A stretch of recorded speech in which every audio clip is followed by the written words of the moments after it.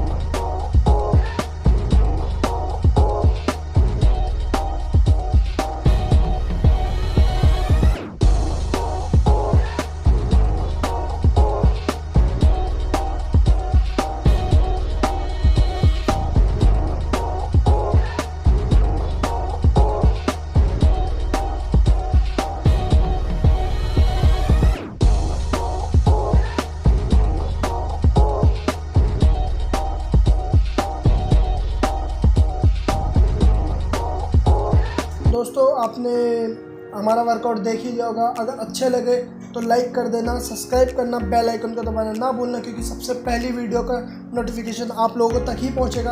और फ्रेंड्स मैंने इसमें बता रखा है कितने रेपिटेशन आपको रखने हैं अपने बॉडी में, और रेस्ट टाइमिंग भी मैंने बता दिया इसमें कि कितने रेस्ट टाइमिंग होना चाहिए आपका। जिन जिन को इस वीडियो की रिक्वायरमेंट है उन तक शेयर ज़रूर करना, ये आपके भी हेल्पफुल होने वाला है और दूसरों को भी हेल्पफुल होने वाला है। तो हमारा जो नेक्स्ट वर्कआउट आने वाला है वो है एब्डोमेन पे।